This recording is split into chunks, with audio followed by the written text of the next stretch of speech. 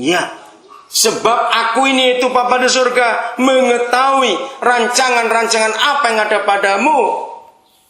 padaku mengenai kamu. Lanjutkan. 29 dan 11 ya, Yeremia. Terus rancangan damai sejahtera dan bukan kecelakaan dan untuk berkat. Aminkan firman ini. Untuk memberikan kepadamu hari depan yang penuh harapan.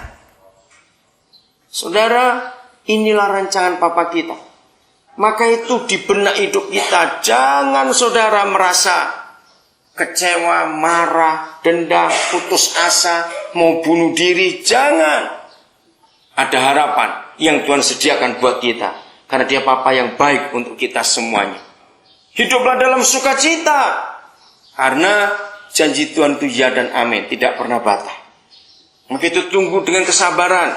Tunggu dengan penantian. Tapi bukan dalam kemarahan. Maka kita nanti akan melihat bagaimana Tuhan bekerja. Kembali ke Filipi 3 ayat 14-nya.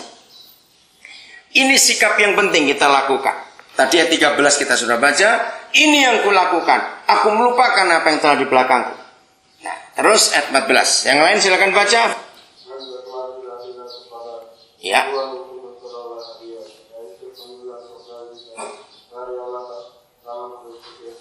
Oh, luar biasa. Dan bagaimana? Berlari-lari. Nah, perhatikan. Apa bedanya berlari dan berlari-lari? Ayo. Apa bedanya berlari dan berlari-lari? Iya, yang lain. Apa bedanya berlari dan berlari-lari? Paulus tidak berlari. Dia berlari-lari. Kalau orang berlari-lari, itu sikap hatinya bagaimana? Sikap hatinya apa? Ya nggak apa-apa ya. Kalau orang berlari-lari, jadi sikap hatinya bagaimana dia? Gembira, apalagi? Sukacita, terus. Damai, apalagi? Dia semangat. Dia bergairah. Saudara, walaupun saudara masih menanti di sini,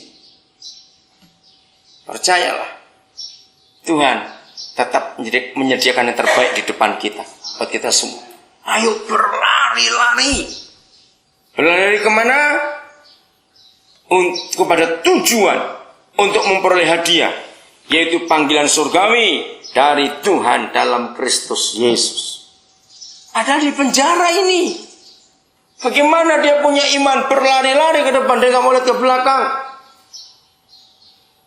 Hebat sekali kalau saudara baca di surat 2 Timotius.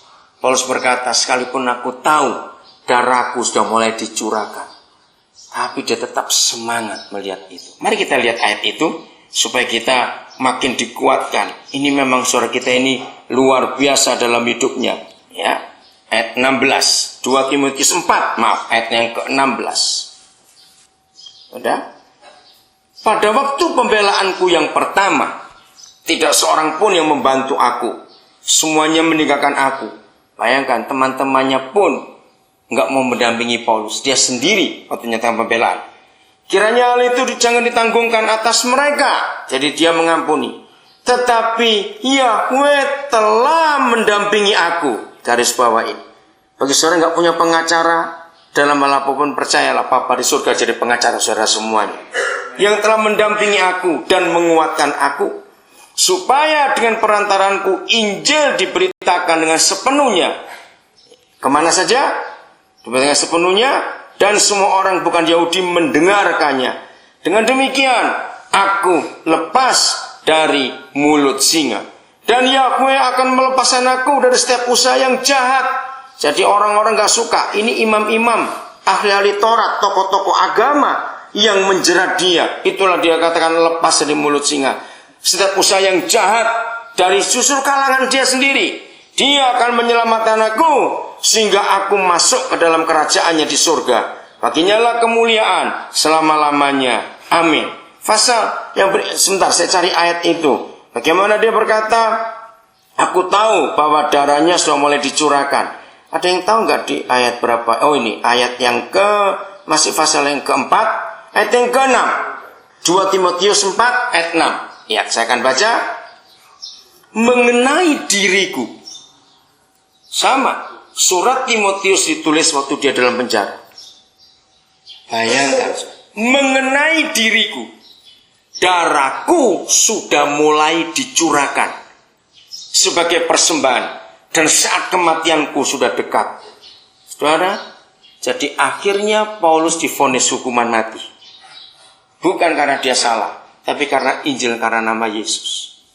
Mari kita perhatikan kata ini penting. Darahku sudah mulai dicurahkan. Artinya apa? Mulai. Ini kata aneh sekali.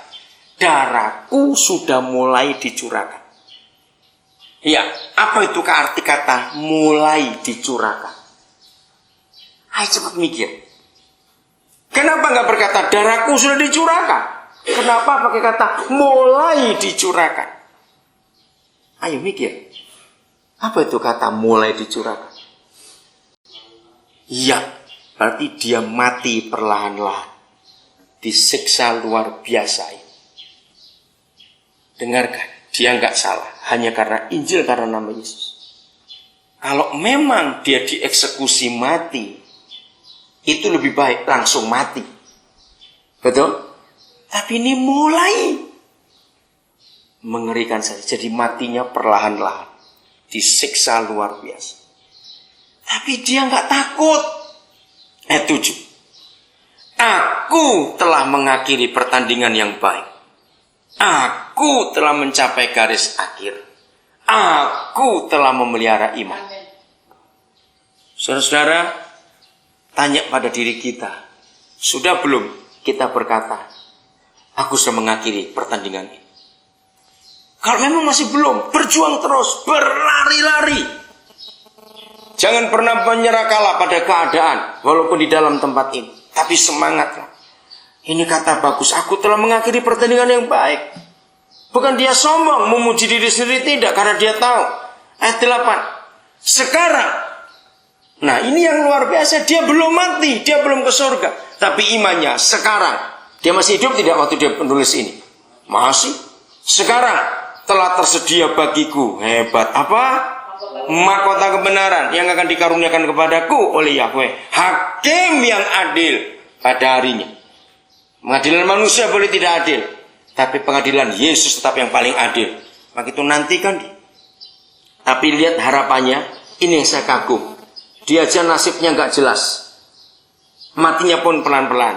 Tapi lihat, tetapi bukan hanya kepadaku yang dikaruniakan mahkota kebenaran. Kalimat berikut perhatikan.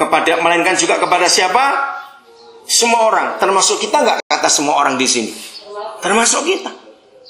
Maka itu tunggu Tuhan. Melainkan juga kepada semua orang yang merindukan kedatangannya. Saudara-saudara, nanti di sel masing-masing renungkan kembali firman. Buatlah mimpi ke depan. Walaupun saudara masih lama vonisnya. Tunggu Tuhan. Buatlah mimpi, buatlah rencana ke depan. Ada hal-hal yang luar biasa Tuhan kerjakan buat Tuhan. Amin. Tuhan memberi kekuatan, Tuhan memberi penghiburan buat kita semua. Ingat, kecewa menyesal itu baik, tapi jangan yang negatif. Supaya mendorong kita untuk kita punya harapan maju lagi. Amin. Ampuni orang-orang yang menyalahi kita. Ampun. Dan hiduplah dalam kebenaran. Bagi saudara yang masih sekian tahun, sekian belas tahun, tunggu dengan sabar.